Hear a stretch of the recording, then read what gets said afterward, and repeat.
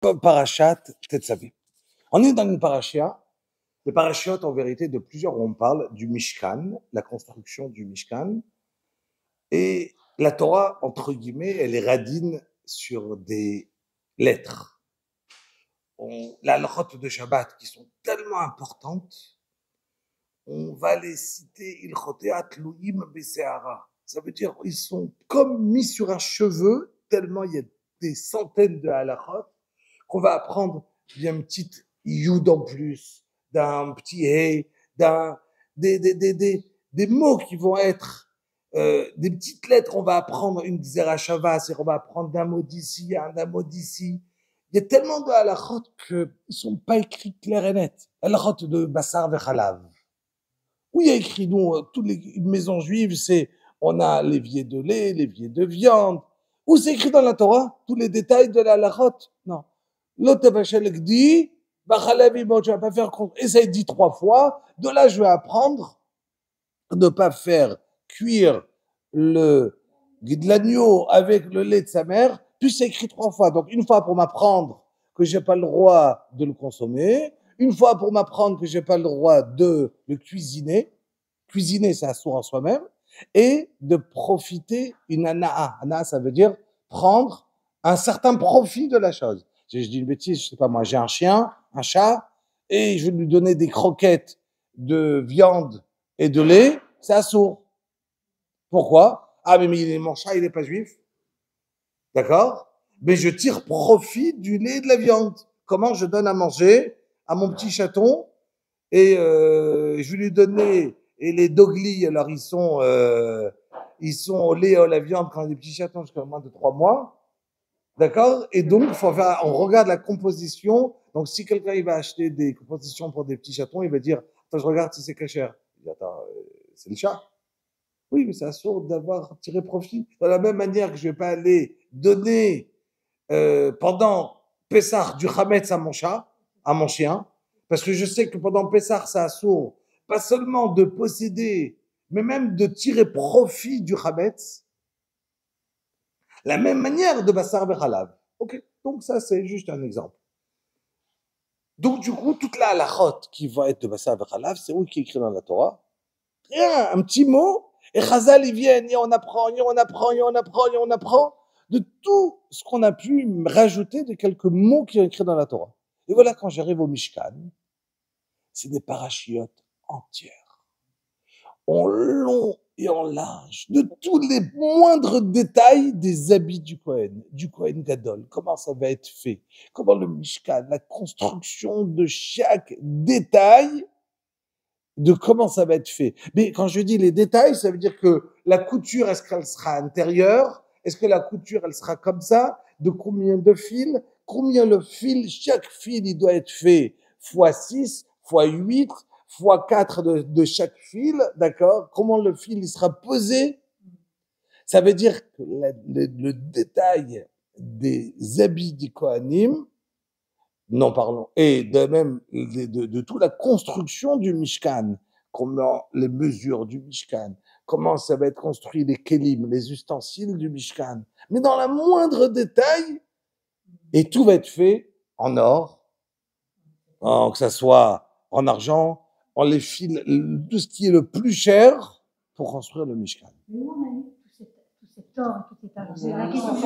Voilà, quand on est sorti, alors déjà, si on va regarder effectivement, alors juste, vous avez une place, Chabad, et il y a un Chabad. Là, vous avez encore une chaise, allez-y, il y a 2 chaises, Chabad. Une et une, pas de différence, c'est la place. Donc je disais que vous avez, il y a dans le Mishkan, il y avait, c'était construit avec de l'or, avec tout des pierres précieuses dans le Kohen, le Urim Vetumim. Le Kohen Gadol, il avait sur lui le pectorat, je crois qu'on dit en français, d'accord? Avec ici deux pierres, avec ici les 12 pierres qui étaient, donc les Urim Vetumim, le Choshen HaMishpat, ça veut dire que dans le premier Beth Amikdash, il y avait non seulement les 12 pierres qui étaient là, il y avait le nom d'Akadosh Baruch Hu qui était dans le Choshen Mishpat, d'accord, dans les 12 pierres, et on pouvait interroger, venir et poser des questions, ça s'illuminait. Il y avait des pierres et on pouvait savoir qu'est-ce qu'on doit partir on doit partir à la guerre, pas partir à la guerre. Toutes les questions que le roi avait besoin de savoir, on venait en poser les questions. Donc je reprends.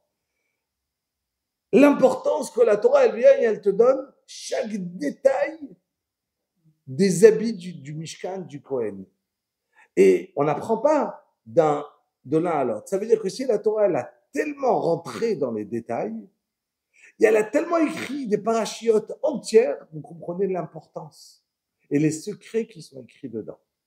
Les secrets qu'il y a écrits dans ces psukim-là. Vous savez, je vais vous dire une chose. Des fois, on fait la tefila, et je vous dis, moi personnellement, chaque jour, j'essaie de me prendre un petit passage de tefila à le comprendre en plus profondeur. Si vous savez les secrets, qu'est-ce qu'on retrouve dans les mots de la tefila, c'est tellement extraordinaire. Et les secrets qu'il y a cachés derrière, ça veut dire que plus on s'investit dans une prière, il y a la prière, il y a plusieurs parties. Il y a la partie de le cœur. Je crie à Hachem, Hachem, aide-moi. Mais il y a des secrets qui vont être les Shemot d'Akadosh Baruch Hu, les noms d'Hachem.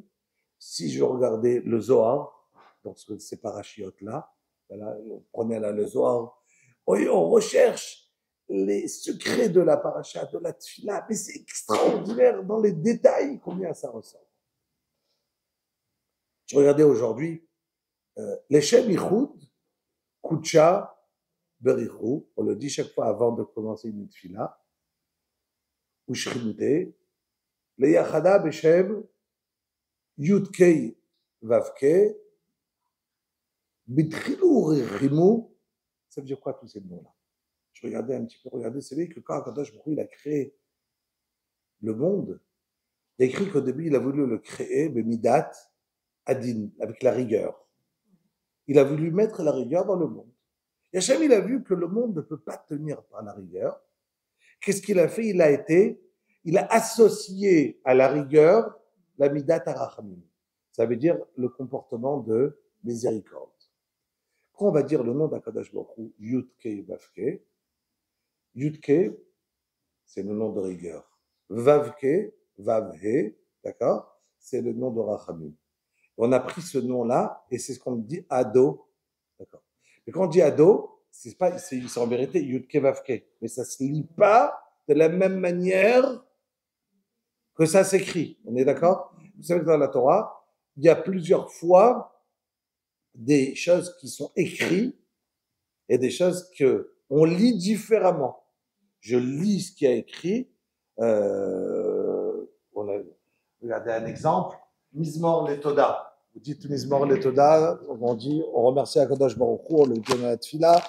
Mizmor Letoda, Ariou Hashem Kol Haaretz.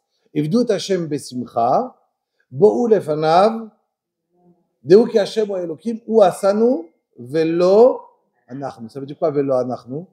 Lo avec Aleph, Lo, et pas nous, Velo avec un Vav. On est à lui, nous on ne sait pas. Alors je reprends. D'où qu'Hachem ou Elohim, Hachem c'est lui le Dieu, ou Asanu, c'est lui qui nous a fait, créé. Velo anachnu. C'est quoi vélo? C'est non ou bien lui? Alors c'est avec un Aleph, vous l'aurez écrit, ou avec Aleph ça veut dire non, avec un Vav ça veut dire lui. On est à lui. On est à lui, ou c'est pas nous qui nous sommes fait à nous-mêmes, c'est pas une Big Bang. On est à lui, donc avec un Vav. Ah, donc c'est avec un Aleph ou avec un Vav? Qui vote pour un Aleph? Aleph, ça veut dire, et c'est pas nous? Vav? Et Vav, ça veut dire lui. Ah, si vous regardez dans le Teilim, dans la Torah, il y a écrit avec Aleph. Ça veut dire, et pas nous? Non. Mais, quand je le lis Velo Anachnu. À lui. Alors, c'est comme ça ou comme ça? En deux mots, personne n'avait raison. Ça veut dire que c'est l'un et l'autre. Voilà. Ça veut dire qu'on lit, il y a écrit Velo avec Aleph, quand David Amenach il a écrit, c'est le ktiv, c'est comment ça écrit. Mais comment ça se lit? Alors, nous les Sfaradim, on ressent pas trop la différence entre quand je vais dire lo avec un aleph et si je vais lire lo avec un vav. L'Ashkenazim, ils vont sentir lo ou loï. Lo yanachnu. Lo, on le lit un peu plus, comme s'il avait écrit un yud. D'accord? À la différence, comment je peux savoir si c'est un aleph ou si c'est un vav. D'accord? Donc je reprends. C'est quoi la différence entre le mot ou asanu velo anachnu, on est à lui, ou bien velo anachnu, c'est lui qui nous a créés, et moi je ne me suis pas fait à moi-même. S'il n'y a pas eu le Big Bang qui s'est fait, et moi je descends du singe. Les deux ils sont valables, mais qu'est-ce que je lis en vérité? Qu'est-ce que je dis? Que c'est quoi la kavana? La kavana, elle est en vérité de comprendre. Plus je vais comprendre que moi, j'ai été créé par lui, je ne me suis pas fait, et donc je suis à lui. C'est un qui découle de l'autre. C'est-à-dire, plus je vais réaliser que je suis fait, que j'ai été créé pas par moi-même, qu'il n'y a pas de Big Bang, que je n'ai pas de la famille aux os, d'accord? Et donc, je réalise que puisque moi, je suis descendant d'Adam Arishon, et donc, j'appartiens à Kadosh Baruch Hu. Velo anachnu, et je suis à lui. Parce que j'ai réalisé que je ne suis pas lo avec Aleph, donc je suis lo avec Vav. D'accord? C'est une suite. Donc, quand je vais maintenant quand je reprends maintenant, venez, on va revenir sur la paracha. Israël, on va construire le Mishkan. Avec quoi on va construire le Mishkan? On a dit, avec de l'or, de l'argent, du pourpre, pour toutes les matières les plus chères. Les plus chères. Mais je vous pose la question. Quand on va parler d'un Mishkan, ça n'aura pas du lieu de faire le plus simple? Exactement. Quoi? La Torah, elle a besoin d'argent? Exactement, c'est ce que tu en dis. Et pourquoi on ne dit pas? C'est tellement riche, c'est tellement... Mais pourquoi faire comme ça? C'est vrai. Au contraire. Oui, mais fais simple. Oh, toi, tu vas dire qu'à Kadosh Baruch Hu, quand on va partir au Mishkan, on aurait à dire que c'est exactement ce que moi je veux, c'est comprendre que la plus grande simplicité, c'est le plus important. Pourquoi j'ai besoin de montrer comme si de l'or, de l'argent, ça a de l'importance? Pourquoi je ne vais pas regarder à dire, tu sais quoi? Je veux de la simplicité. La simplicité, et dans la maison de Dieu, c'est le simple. Oui, mais ça veut dire, si en haut, Akadosh Baruch Hu, il a mis de l'or.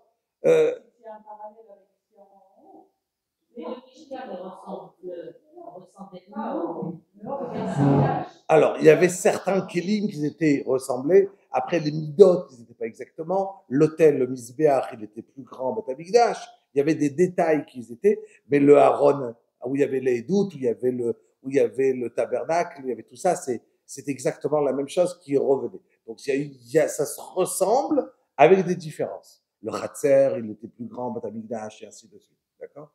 Chaque matière, excusez-moi, ça ne correspond pas à quelque chose. Pourquoi l'or, c'est un ramin, non? Tout à fait. Alors, il y en avait 13. Il y avait 13 matières avec quoi on a construit le Mishkan, d'accord? Mais dans ces matières-là, alors, si je vais rentrer dans les choses que je comprends rien, la Kabbalah, on va retrouver les éléments. Ça veut dire que, c'est quoi la grandeur de Betzalel? La Betzalel, celui qui a construit le Mishkan. Mais il a compris quoi? Il a compris être mechaber, la rouchaniout, il a associé le matériel et la rouchaniout. Ça veut dire, j'explique. Agmara dit par exemple que Rabbi Akiva, avant de mourir, son maître, Rabbi Eliezer, je ne vais pas revenir dans l'Agmara, c'est une Mara qu'une fois on l'a cité plusieurs fois, mais on l'a jamais rentré dans tous les détails. Mais l'Agmara dit que Rabbi Eliezer, il était mis en quarantaine, le maître de Rabbi Akiva. Avant de mourir, ils sont partis lui enlever cette nidouille, ce qu'il a été mis en quarantaine. Et pourquoi? Parce que si quelqu'un est niftar, il est en quarantaine, sa neshama sera en haut, aussi en quarantaine. Donc pour lui enlever ça, et pourquoi il était en quarantaine? Parce qu'il n'était pas d'accord avec Chachamim dans la halakha sur quelque chose. Mais d'un autre côté, c'était un tamid Chacham le maître de Rabbi Akiva.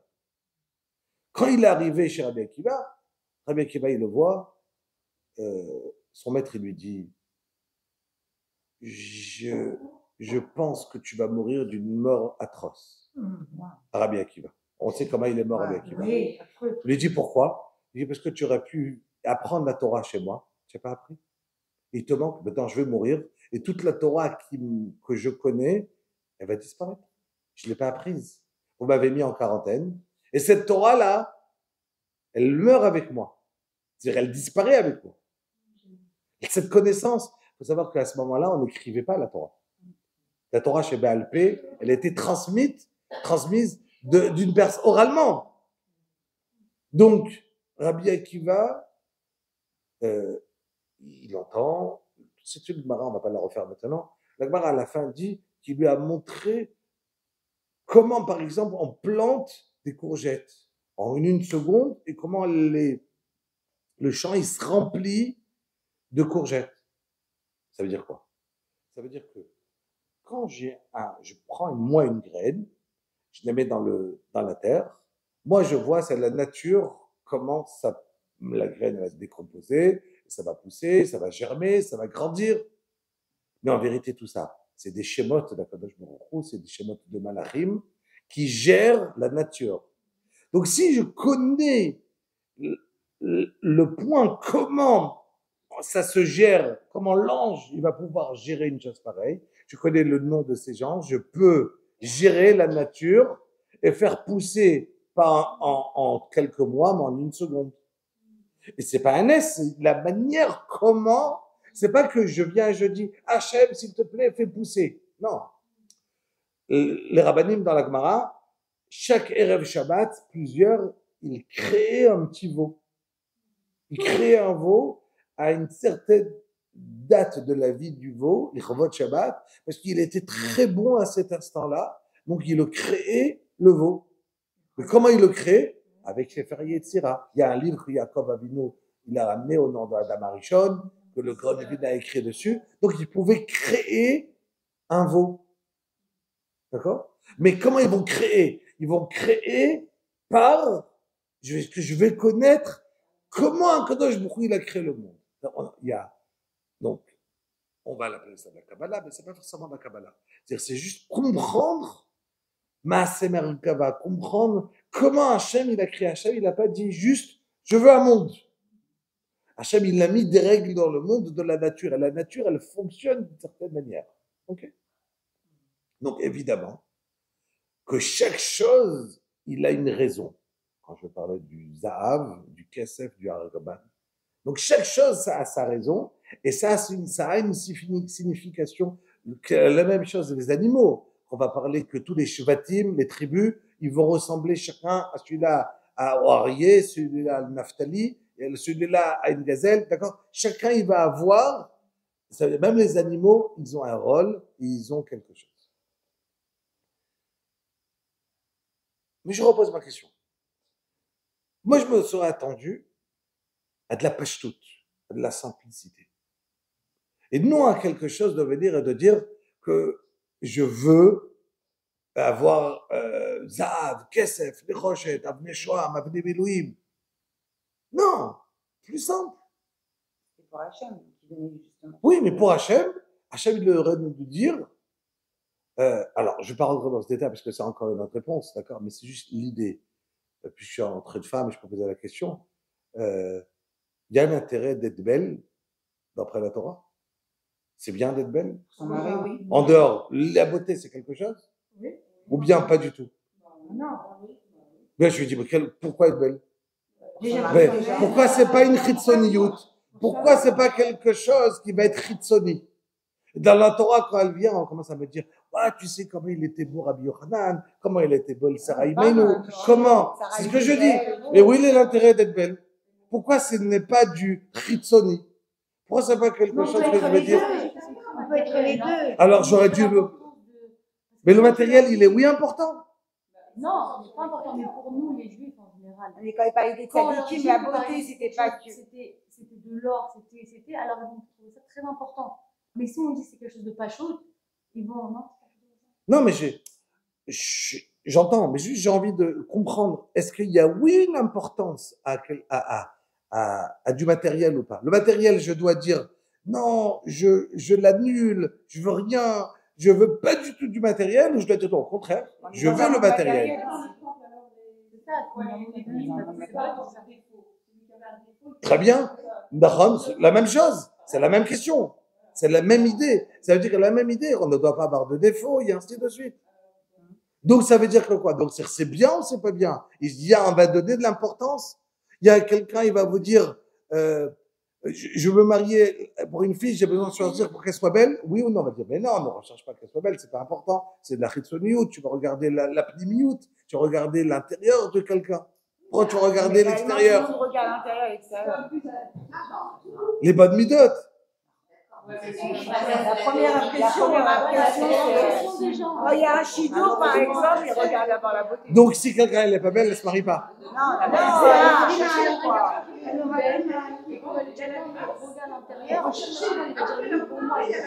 Marloquette dans la Gemara entre Beth Hillel et Beth Shammai. Marloquette, est-ce que j'ai le droit de mentir? Si quelqu'un il te demande, ma femme elle est belle? Non, vous répondez non. Et elle est pas belle. Marloquette dans la Gemara, c'est une marloquette dans la Gemara entre Beth Hillel et Beth Shammai. Est-ce que Tu peux dire elle est belle pour toi. Kala Na'ava Chasuda, ça c'est Beth Hillel. Beth Hillel, la Gemara elle dit, et l'autre il va dire, Beth Shammai il va lui dire, mais si elle est pas belle, elle est pas belle. Mais alors quoi? Est-ce que ça s'appelle mentir?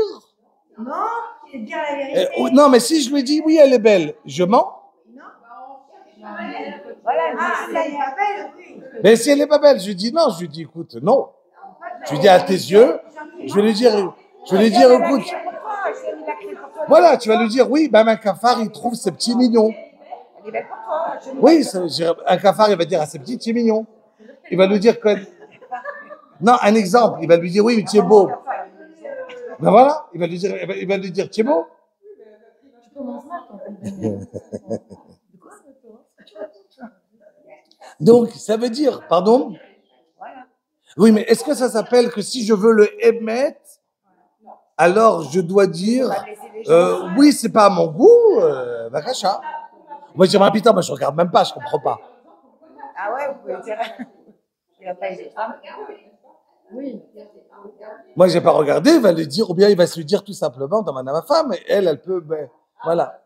Ouais, comme ça, Donc, Marloquette, Beth Shammai et Beth Hillel, comment est-ce que je vais lui dire, et dessus, il y a un Rav Dessler extraordinaire, mais encore une fois, c'est pas le shiur, c'est comment répondre, et qu'est-ce qui s'appelle le Emet, et ce qui s'appelle le Shaker, c'est pas le shiur de ce soir, c'est juste une idée. Est-ce que, quand je redonne à quelqu'un ce qu'il veut entendre, ça s'appelle un mensonge, je mens, ou ça s'appelle être politicien, ça veut dire, c'est quoi? Ou bien ça s'appelle un Rav Dessler extraordinaire, mais encore une fois, on sortira de la paracha. C'est une fois que la paracha elle est moins intéressante, mais c'est juste entre guillemets. Mais l'idée de comprendre quelle est la marloquette de cette idée. Voilà, mais est-ce que ça s'appelle que parce que j'ai dit politicien, ou bien pas du tout, Shalom. Est-ce que tu as demandé à Jacob Avinu, qui lui émet Yaakov, comment lui devra répondre?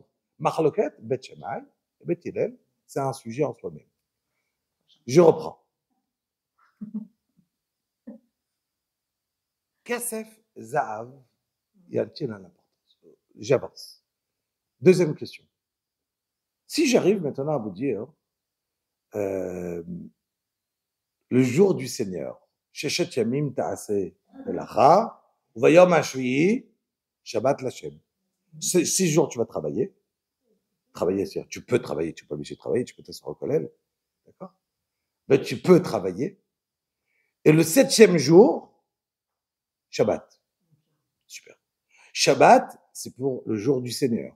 Donc, entièrement à Akadosh Baruch Hu. Donc, si le jour d'Akadosh Baruch Hu, qu'est-ce que je me serais attendu?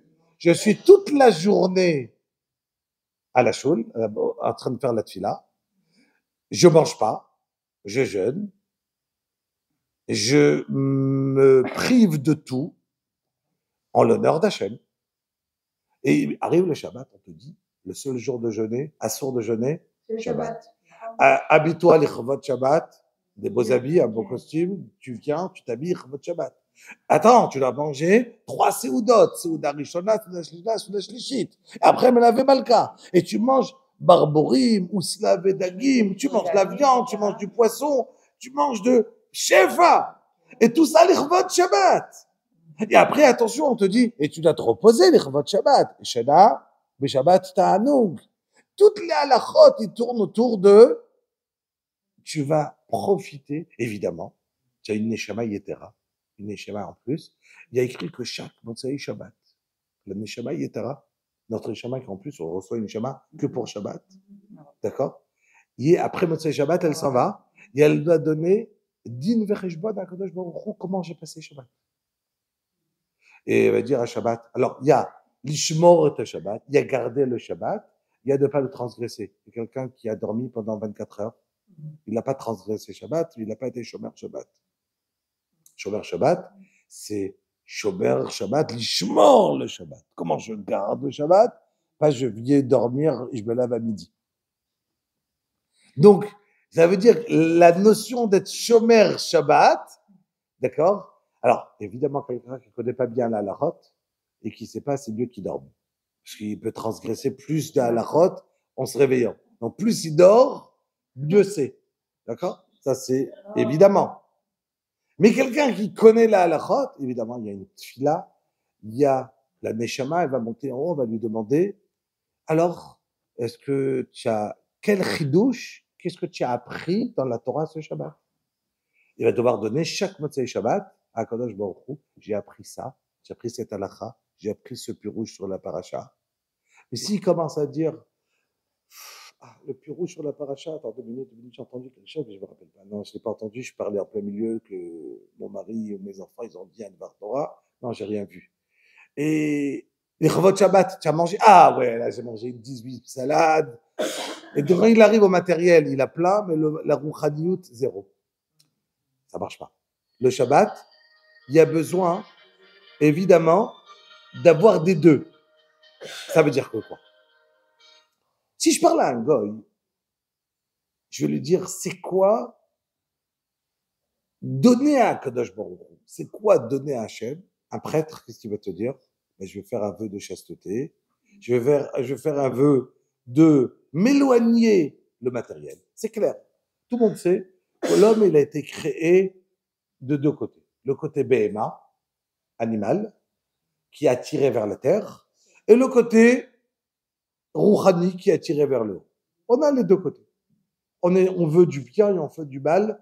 Et une personne, elle est mélangée entre le bien et le mal tout le temps.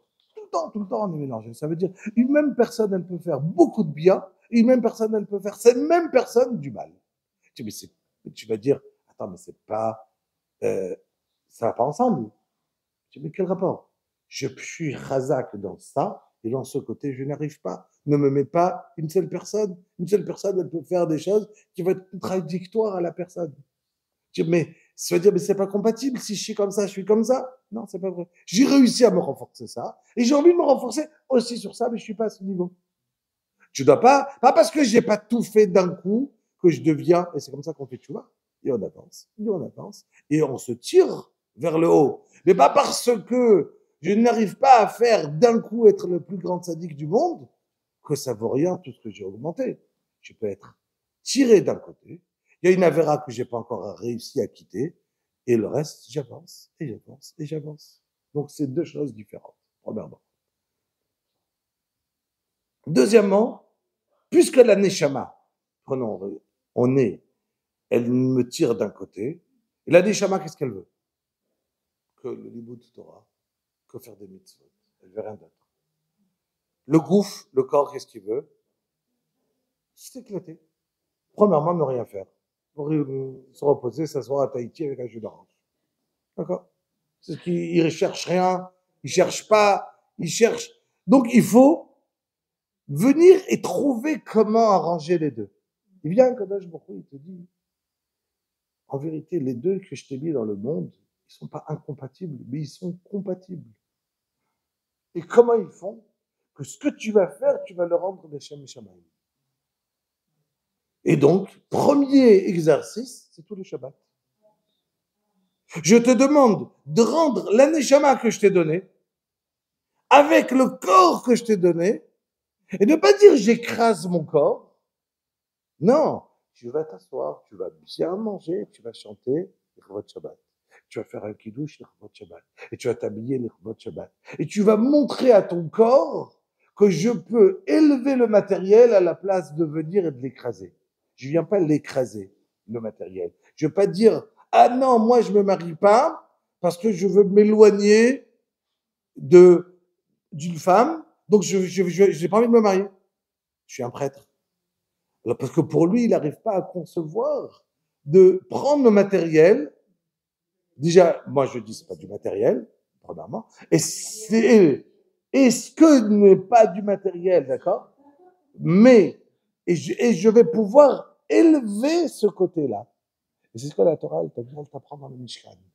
Elle te dit, attention, je t'ai mis du Zahav, je t'ai mis du Kesef, je t'ai mis du Nechoshet, d'accord? En dehors des secrets cachés, comme j'ai commencé à dire, qui sont dans chaque point. Mais si tu comprends l'importance, d'accord, du minoun, de la bonne dose, d'accord, tu sais doser les choses, les Shem Hashem, alors tout le matériel que je t'ai mis dans ce monde, tu peux l'utiliser. Alors c'est très dur, parce que des fois, on se trompe. Des fois, je dis c'est les Shem Shamaïm, en vérité, c'est les Chodi.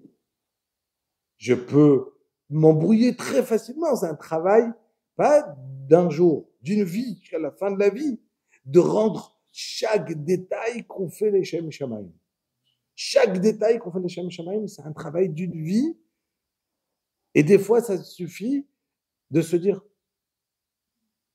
maintenant, pendant 1 heure, je fais les Shem Shamaïm. J'étudie, moi, pendant 7 heures, là, entièrement les Shem Shamaïm. Je fais quelque chose par jour, je le dis à personne. Une mitzvah en l'honneur de Kadosh Baruch Hu. Je fais quelque chose entièrement les Shem Hashem. C'est les mitzvahs qu'on va garder en haut. Des choses qu'on se dit, au monde, personne ne doit le savoir. Au monde, personne ne doit savoir ce que j'ai envie de faire. C'est quoi les Shem Shamaïm? Rien d'autre. Pas pour avoir un bravo de quelqu'un, pas avoir du yachas. Entièrement, parce que des fois, on peut être attiré par n'importe quoi autour. Rien. Entièrement les Shem Hashem.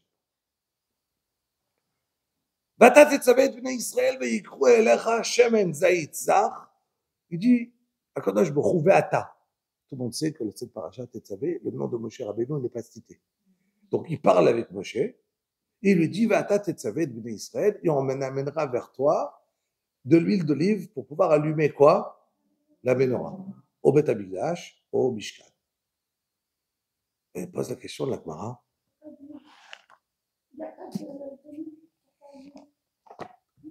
D'où ils avaient les olives? Ils ont ramené, il y a écrit que Jacob Avinu, il a ramené des harazim, déjà des pierres, et ils ont ramené, Jacob Avinu, il savait, Kadosh Baruch Hu allait lui demander de construire le Mishkan. Ils ont déjà ramené, depuis Jacob Avinu, des arbres, ils ont tout ramené. Tellement, ils attendaient déjà ce Mishkan, ce Beth Amikdash. La Gemara demande comme ça. Meitiv Rav Sheshet. Vechil Leora ou Tsarich. Akadosh Baruch Hu, il a besoin qu'on lui éclaire le Mishkan. Mais c'est qui met la lumière? Il dit à Akadosh Baruch Hu. Valo kol 40 shana. Shalchou bnei Israël bamidbar lo alchou ela leoro. Comment on a marché pendant 40 ans dans le désert? La nuit, le jour. Il y avait des nuées, et il y avait la nuit, il y avait quoi? Amoud Haesh. Il y avait une colonne de feu qui venait et qui éclairait le Bnei Israël. Demande la Gemara. Hachem nous demande de lui éclairer sa maison, mais qui éclaire? C'est lui qui éclaire. Il nous demande à nous d'éclairer. Et pendant 40 ans, c'est lui qui nous a éclairés. Alors, parenthèse, on va voir tout de suite la question de Tosfot, juste à côté. Il dit, je ne comprends pas. Pourquoi la Gemara a dit 40 ans dans le désert? Et jusqu'à aujourd'hui, chaque matin, quand vous vous levez, c'est pas le soleil qui éclaire le monde. Pourquoi on a besoin d'arriver à que pendant 40 ans qu'il y a eu Hachem qui a, avec le... La Gemara, elle pose la question, pourquoi on a besoin d'allumer la menorah? Allez, on a allé la menorah. Et pendant les 40 ans, qui a éclairé Hachem avec le Abu Daesh? Mais t'as sauté, dit, je comprends pas, Yehushua, aujourd'hui, on n'est pas éclairé par le soleil. Pourquoi l'Agmara l'a pas dit? Mais qui éclaire le monde? C'est Hachem. Le monde, c'est Akadosh Baruch. Tous les matins, on a les étoiles, le ciel. Shamaim et Saprim Kvodkel. C'est extraordinaire, juste de regarder la Maasim d'Akadosh Baruch Hu, tellement c'est extraordinaire. Répond l'Agmara. Non. Quand là te parle de, il y a écrit Be'oel Moed Bechutz la parochet asher ala edut. Edut, ça veut dire l'haïd. C'est quoi l'haïd en hébreu? Témoigner, très bien. Donc je viens témoigner. Quel témoignage? De quoi on parle? Il dit l'Agmara.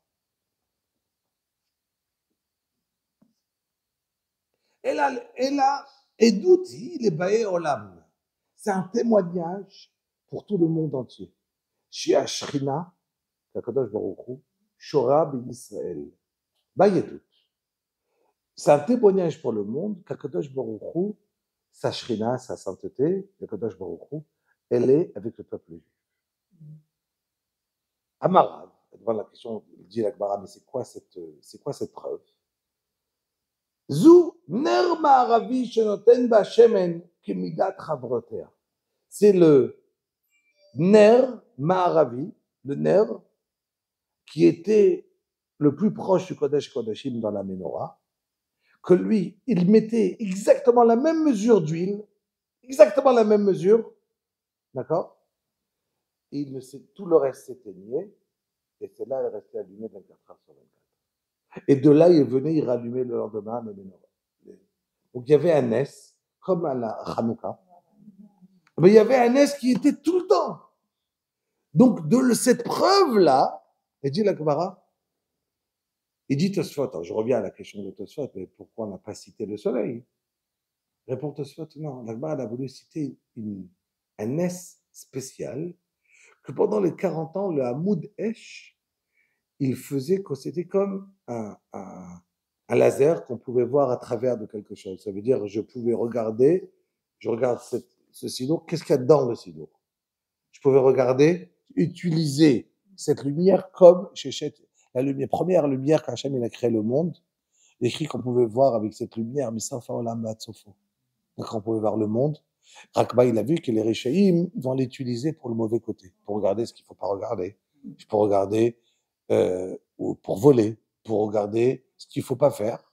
Donc Hachem, il a été gonèse, oraganouz. Il est venu, il a été gonèse, cette lumière, mais cette lumière, elle nous est revenue pendant Amoudaesh, dit Tosfot, pendant les 40 ans.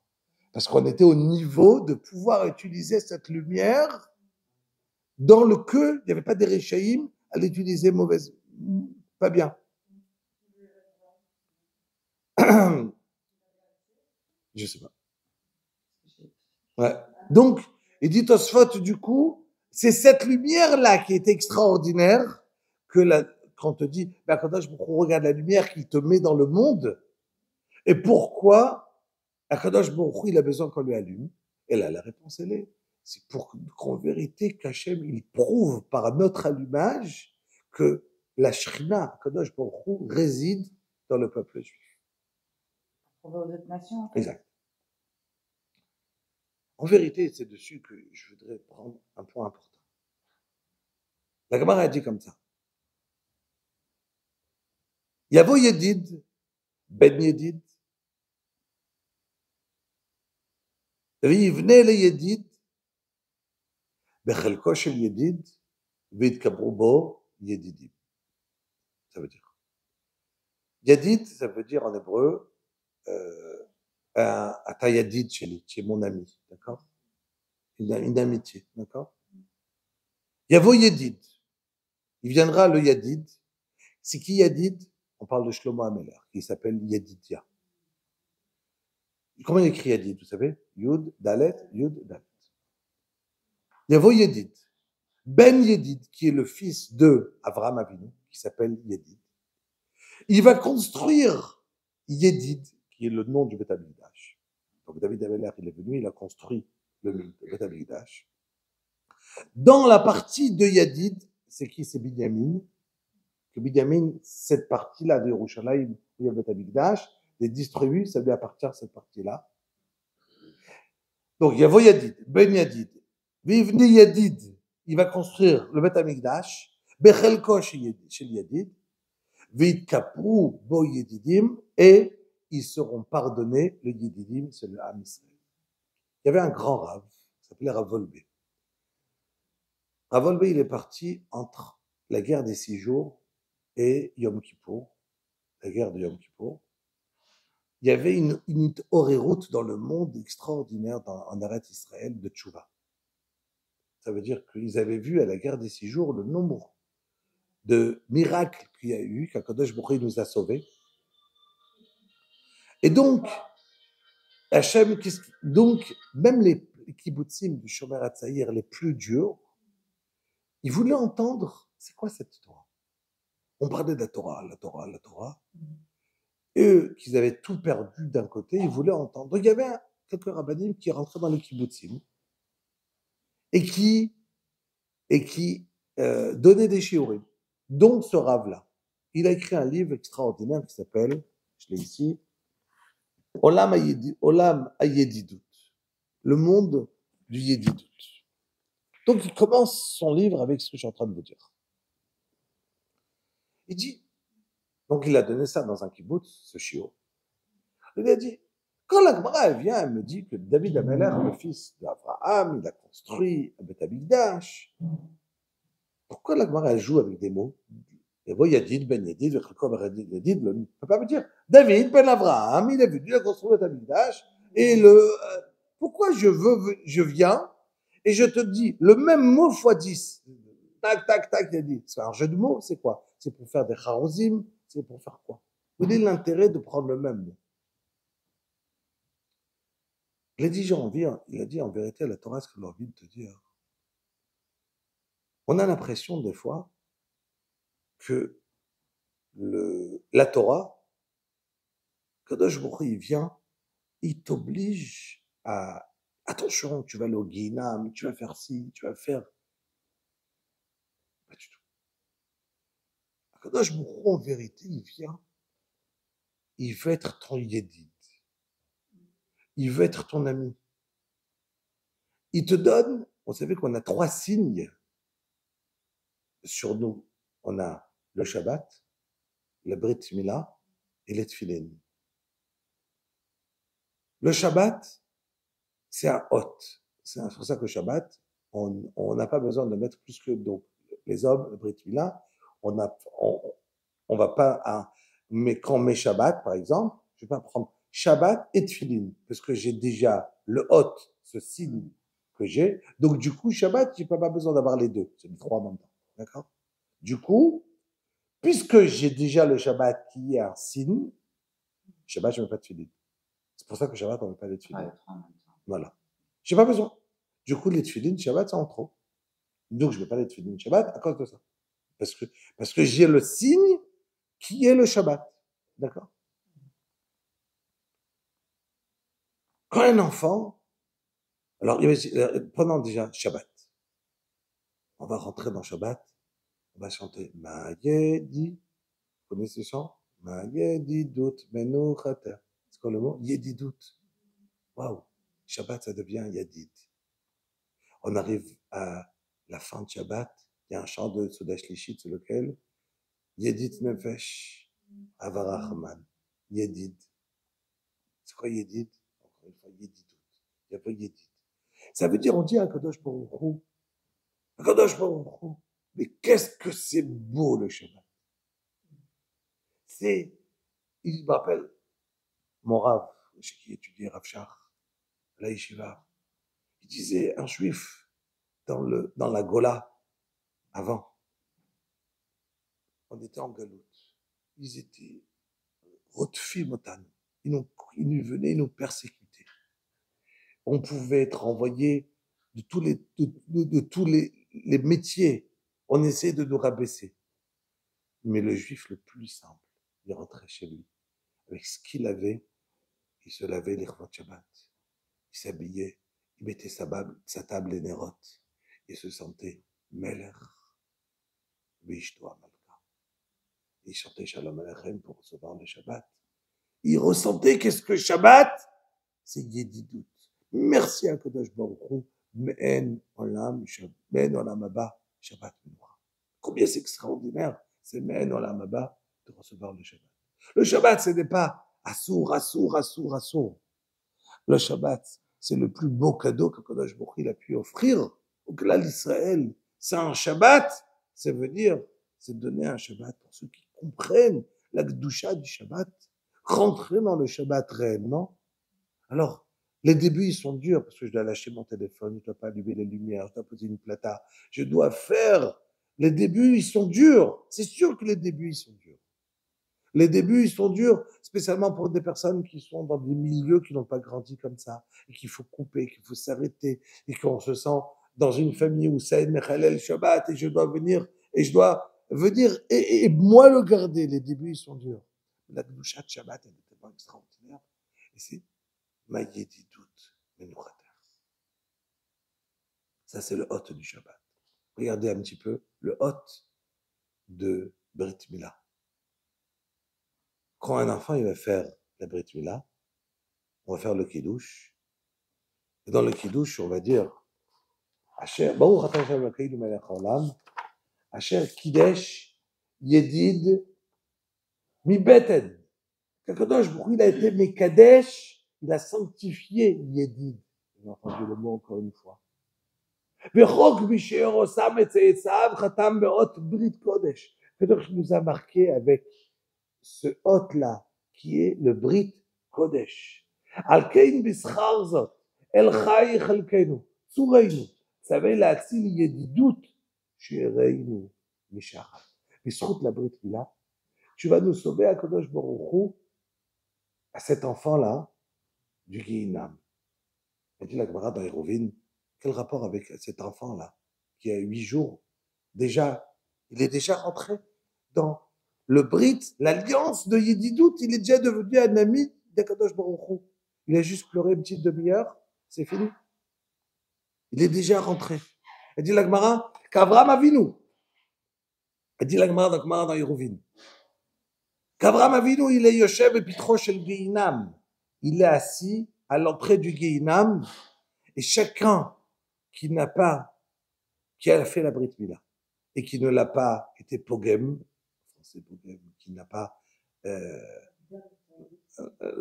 qui l'a pas caché, qui n'a pas fait une avera, surtout avec une goya, il est Yoshev bepitro shel Gehinam, et chacun chacun qui arrive au Gehinam, il le sort du Gehinam. Je trouve la Brit Mila. Ça veut dire ce Brit là, on arrive chez Akadosh Baruch Hu, et Akadosh Baruch Hu te dit, t'as Yedid Hashem, tu fais partie du Brit, les Tfilin, c'est extraordinaire. Alors Akadosh Baruch Hu vient, il te dit, tu fais partie de ce peuple-là, Kadarno Yedidim, en Arno. Donc, quand je regarde la Torah et les mitzvot de ce côté-là, et je regarde la beauté de la Torah, donc, je ne regarde pas d'une côté, alors, Akadosh Baruch Hu, waouh, Akadosh Baruch Hu, c'est dangereux, Akadosh Baruch Hu, il y a le Guinam, si je ne fais pas Torah mitzvot, et je vais être puni. C'est Baruch. Je lisais, encore, il y a quelques jours, la lettre, c'est le Gaon de Vilna. Le Gaon, quand il a voulu quitter chez lui à la maison, il a voulu, pour monter en Eretz Israël, il a écrit une lettre à son épouse. Quoi faire attention? Des choses importantes. Donc, il avertit sa femme sur plein de points. Une des choses, il avertit, il dit, fais attention à ta bouche. Combien, Akadosh Baruch Hu, combien, il lui demande, il lui dit des fois, assis-toi toute seule si tu peux, pour ne parler avec personne, tellement, dit, spécialement Shabbat. Surtout, vaut mieux que les filles ne vont pas à la choule, les enfants. De peur de rater une tfila, de pas répondre Amen, ne pas répondre Kaddish. S'il y a le moindre danger qu'ils vont parler une bêtise à la chose, ouvrir la bouche, n'en parlons pas et dit combien un homme il peut un être humain, il peut être puni si Chas Shalom, pendant Shabbat, il a dit du Lachon Hara. Il a dit un Devarim Asurim. Kol ha'amal ha'adam lepiv. L'homme, il peut perdre toutes ses mitzvot avec sa bouche. Combien on a besoin, des fois, de se dire, et spécialement pendant Shabbat, et spécialement à la choule. Vaut mieux, il lui dit, ne pars pas à la tefila. Toutes tes mitzvot que tu vas faire en partant, tu vas les perdre avec une parole qui t'est en trop à la tefila. Ne parle pas. Ne pas écouter du Lachon Hara. Ne pas perdre et parler Dvarim Betelim pendant Shabbat et de partir, dit, vaut mieux. Ne pas chercher à être sadeket, à partir à la choule. Kal vachomer, si quelqu'un va partir pendant Shabbat en faisant un issour, Kal vachomer, d'accord? Pour les gens, quand ils étaient dans les choules en France, qui vont arriver en voiture, qui vont arriver en truc, qui vont arriver tout ça pour arriver à la choule. Après, il y a des grandes questions. Nous, on avait un mikvé qu'on avait construit, ce que j'avais dit la semaine dernière avec Madame Belalou. Il y avait des femmes qui nous arrivaient, Tarat Amishpacha, Shabbat pour le mikvé, en voiture. D'accord?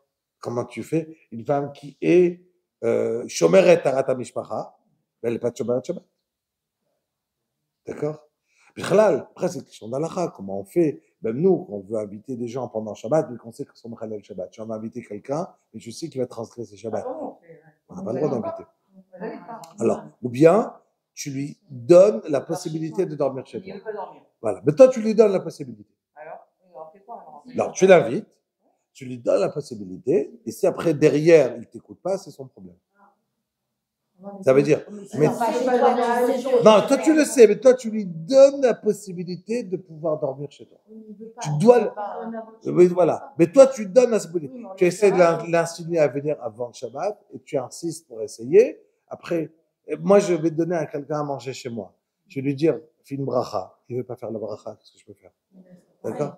Si, c'est pareil. La même chose. Je ne peux pas donner à quelqu'un. Moi, pour l'histoire, hein, je vais finir parce qu'on a, c'est chaud, c'est dommage. Juste pour finir sur ce sujet-là, il y a quelques années, une fois en Eretz, j'attendais le bus, j'avais Barreau, hein, vraiment il y a longtemps, et le bus pour descendre de Yerushalayim à Bnei Brak, il y a une monite qui s'arrête, un taxi qui s'arrête à Yerushalayim.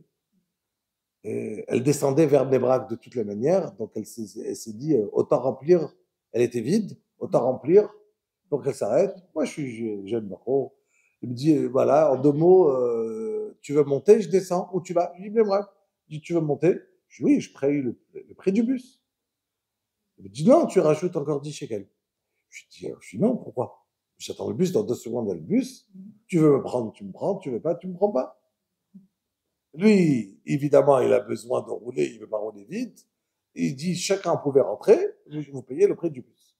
Allez, on est rentré. J'avais un petit sac à dos avec 2 canettes. J'en ai pris une pour moi, et je lui ai proposé ce qu'il voulait boire. Alors, il m'a dit, Ken, je lui ai offert la canette. Je lui ai dit, la bracha, c'est chez Akol, Miyabit Varo. Je lui ai dit, mais attends, je n'ai le yodéa. Tu crois que je ne sais pas c'est quoi la bracha? Alors, il me dit, Bétar, je sais ce que. Je lui dis, tu sais ce qu'on va fais la bracha. Je dis, non, j'ai pas envie. Alors, je lui ai dit, tu sais quoi? Quand je suis rentré dans le taxi, tu m'as proposé, tu voulais 10 shekels en plus. Je te donne 10 shekels en plus, et tu fais la bracha. Et là, je te donne, aucun problème. Il me dit, ouais, pour 10 shekels, Bétar. Il prend son truc, j'ai connu un million. Très bien. Il a fait la bracha. Très bien. On arrive à Bnei Brak, je le paye, et évidemment sans les 10 shekels de la bracha, et après je l'ai payé, je ressors 10 shekels, et ça, c'est pour la bracha. D'accord?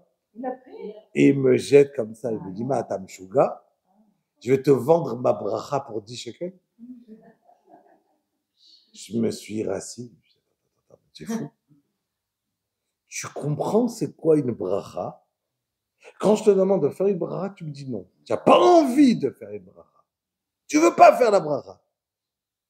Et après que tu l'as faite, Mais tu comprends que ça vaut plus que 10 shekels, alors fais-en tous les jours. Fais-en tout le temps, tu vas être millionnaire. Et là, c'est quoi? C'est qu'un homme, avant qu'il a fait une bracha, il y a un tsarara. Après qu'il l'a fait, il l'a déjà fait. C'est fini. Je suis pas fou de te vendre une bracha. Je sais c'est quoi la bracha, très bien. Il est croyant. La pizza, c'est à moitié la chaminaretz.